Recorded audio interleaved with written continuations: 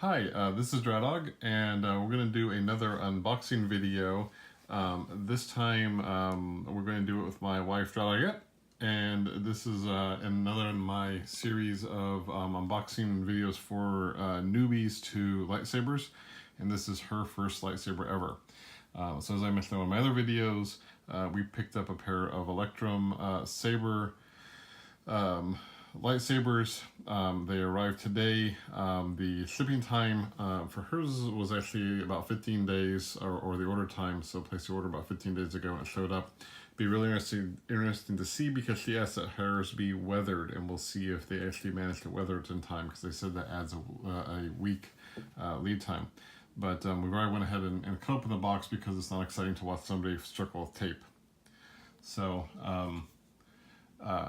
go ahead and go ahead and start opening it. All right. And hopefully we'll get some better camera action here.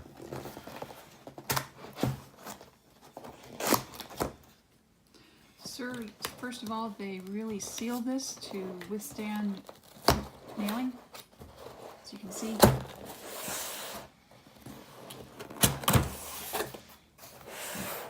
And it has tabs.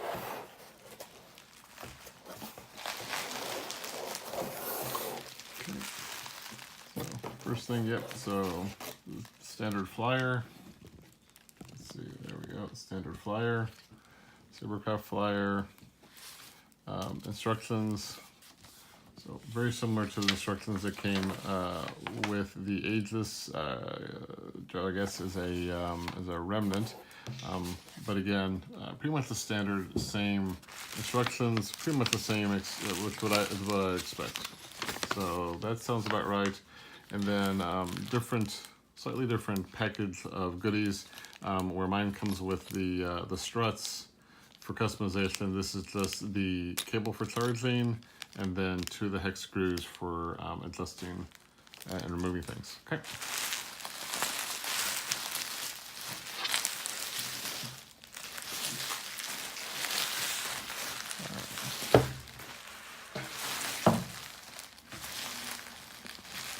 I think one of the things I like that Electrum does, the other companies don't do, is they don't tape everything down, which is nice.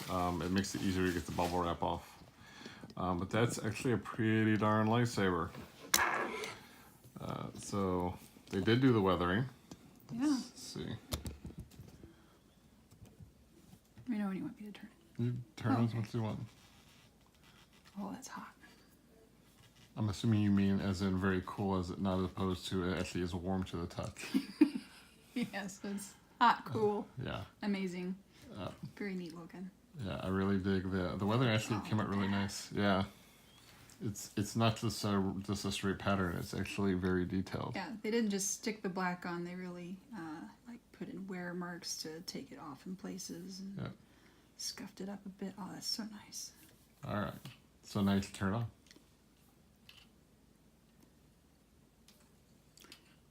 I didn't read the manual. Aha! So the first thing we want to do is read the manual. So here is the manual.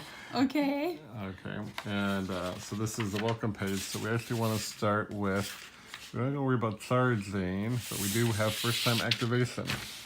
So there's the first time activation instructions, which says each Electrum saber is shipped in deep sleep mode to conserve battery power, not powder. If it was battery powder, then it would be leaking and make a mess. And I mentioned this in another video, that this is Electrum Saber's version of the kill switch. So instead of having a kill switch, they have a dip switch inside the saber to turn it off so that it doesn't pull from the battery. So the instructions tell us to take the saber out of deep sleep mode, remove the pommel with the provided set screw key, and toggle the small dip switch on the right side toward the saber. Do not press hard on this switch. So the pommel is, of course, the very bottom part of the lightsaber. So you were wanting to remove this. That. And where? There? That is the thing. All right. So here is your wrench key, or your hex wrench. I do recommend just setting it down on the table, makes it easier. And we will kind of both move the camera and zoom in a bit here. The sound effects are mandatory for any YouTube video.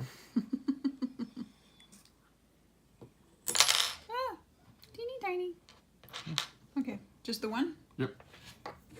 Oh. And it slides right back. And so another of the nice things about the Electrum sabers is it comes with this nice chassis. So you can see it's a nice hard chassis holding everything in place. You can also see that there's the SD card here. The SD card is used to add more sounds to this. Something I'll show in a follow-up video. But if you turn it over, you will see there is your recharge port and your dip switch. And so the recharge port is for this cable. So plug that cable in, you plug it into a 2 amp charger, which again, you can buy a lot of those these days. I recommend just getting one of those wall plugs. You plug into the wall and it has the USB slots on them and you can just charge it from there. Now from there, you want to flip this little dip switch right there and you do that with the hex wrench. And you just move the little white switch that away. And this is all in the manual, so you could be actually reading the manual and following and doing that like I did, but that's less exciting just to watch somebody do that twice. So. Plus I'm impatient. You're impatient. Did you get it? No. Okay. I don't see it. You don't see it. That's the angle. So, I will, actually, I'll give me a chance to do it on the camera. So we'll zoom in there. And there's a little white switch right there. We're just gonna flip that forward. And you can see that the lights came on right there. So now. Okay. Yep. Yeah. Well, Well, I'm looking for the switch. Oh. Oh, hey, look at that. Okay, now I put that thing back. Put the Now you pommel put the back on. pommel back on. Now wait, you're gonna look and see the pommel screws in right there. There's a little divot right in here where we want to put the pommel screw. So when you put this one back on, it's gonna go back on like this. And it just slips on. Make sure it's in good and tight. Oh, that's loud. Okay. And then you're going to put back in the tension screw. So as a reference to anybody who's watching this, I don't actually recommend you take that screw that far out because now you're stuck with the how do I get the screw back in, and you have to have really good tiny fingers, which luckily my wife has. Me, I would never be able to do that. But it does not require you to remove the whole screw. You can just kind of rotate it out and it'll come loose. But it's obviously very easy to fix or to put back on. All right. So now that your saber is active, you'll turn it so that the panel is active, and again we'll follow the instructions. So switch operation. 3-point touch switch, top, middle, and bottom. To activate the saber, you slide your finger from bottom to middle. That's the top. Oh, bottom to middle. Oh, that bottom to middle. Right. Bottom to middle. There you go. I did that, but okay. Okay, and that now is active. You can see her saber is a deep red. It's also got a really deep hum to it. And then it's got some really nice, you can see the nice windows here. And you want to wave it around a little bit.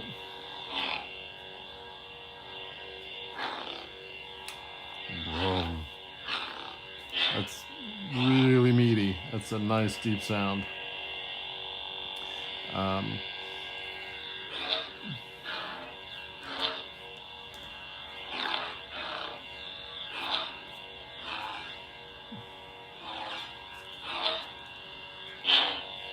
Okay, so to deactivate it, you slide your finger down from the top to the middle, and it deactivates it. So similar to to my saber, we can configure this with the iPad app. So we will bring back up the iPad app. I will zoom out a little bit. So you'll need to turn your lightsaber on, and we will search for lightsabers, and there's her saber. And you can hear the little kadunk kadunk noise. And so now we could come in here and configure the blade. So right now it's set to a nice full red. But if we wanted to, we can, let's say she's wanting to not go Sith today. She wants to go Jedi. So we could test the green.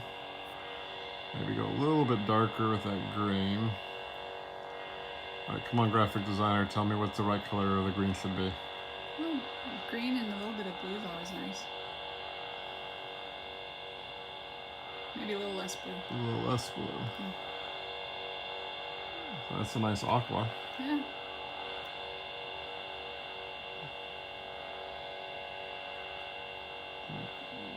Wash it out a little bit. What if we throw a little bit of red into green? It should go more yellow. Yeah.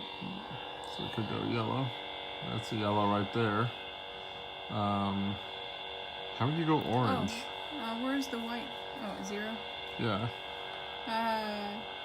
So that's the white. How do you go orange? Well, I would think that you'd take the blue out. Yeah, you were kind of going there. Maybe a little less green. Oh, less green, sure. So do less green, and then there's an orange. That's a pretty cool orange. That's also a good orange. And then again, if you wanted to apply that, we just easily hit save, and then that would commit that color. The other option, of course, is if we follow the instructions, holding the, so if we go horizontal with it, the easiest way to go horizontal with any lightsaber is just lay on the table, and then holding down the middle button, hold down the middle button. It's going to be a level horizontal, so hold down the middle button. There we go. And now we can cycle through the colors here. So this gives us access to a range of colors by default, including that great pink. I'm a huge fan of that pink. I don't think it comes across on the camera well enough. That yellow. And a nice orange, yeah.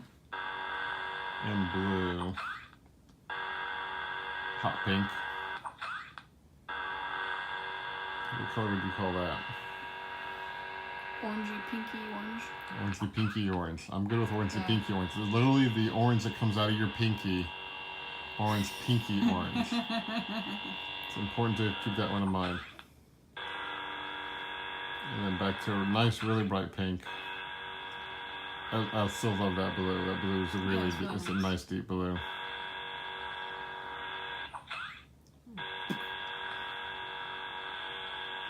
And yeah, so it's got all the same functionality. It's got a nice light grip.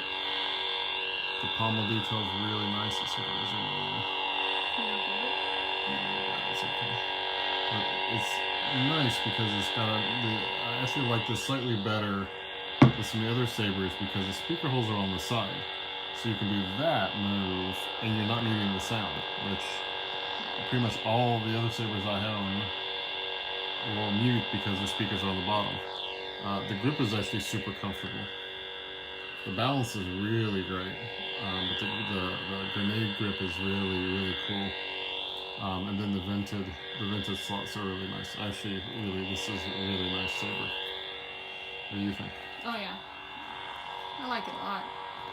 It has all the details I was looking for. I was looking for something that wasn't just circles all the way around. I wanted some geometry to it. And I liked just the extra. Gee, I'm a tree. Gee, you're a tree. And what details are, they've added extra, like these marks here. They didn't have to put in there, but it makes it so much cooler. And you just find these little treasures of detail throughout the whole thing. And I also liked these holes at the bottom. They function well for the speaker holes, like you're saying, but I just like the detail too. It's one of those, it reminds me of the... They have them in the Imperial, right? Yeah. In some of the Star Destroyers and stuff, you see that kind of pattern, and in the walls and such. So I love that. Yeah. But I wanted something that I could really grip and get a good hold of. Yeah. So when I run to, hurt the bad guy, I don't lose my grip. Not that I do that, or you know. It's more. But if I could, it would happen, and I'd have a good hold. Yeah, look at that! Look at the details. Either there. that, or say stay on your children. Or the cat. Yeah. Stop clawing the thing. Yeah, I mean, I think that's really the hallmark of the Electrum sabers for me, is just those little details. The quality is really cool. And just those little details in them, I think, really make a pop. I mean, again, I'm not poking at Ultra Saber, Saber Forge, and the rest of them. They all have their pluses, but I think, you know, one of the things that I think Electrum does really well. There we go. You have to figure out how to turn the class off. Yeah. It's probably your best bet. Yeah. There you go. Sorry. I do it every video. I do it every video. But yeah, one of the things I really like about the Electrum sabers is the thinness, and they're small and light. They're really easy to twirl, which is nice. It's not that really big, thick, heavy saber. But I think they're really nice counterpoints. You look at some of the big ones that we've got from Ultra Sabers, and I think they're nice kind of. It's definitely different sabers from a different era. So wrap up, I'm going to pause the video, and I'm going to go get the other saber, Electrum saber, right quick, and then we can kind of compare them side by side. Alright, so we're back, and so these are the two Electrum sabers that we got. You know, again, the Ageless and the Remnant, and I think it's two very interesting, different styles. Again, I didn't go with the weathered. In some ways, I almost wish I did. I really love the weathering look. I kind of get it now. I didn't get the weathered look before. One thing to note is I did go with a slightly bigger blade on mine, so you can really see that right at the tip there, where I went with a slightly longer blade, which is kind of neat. But if we activate them both,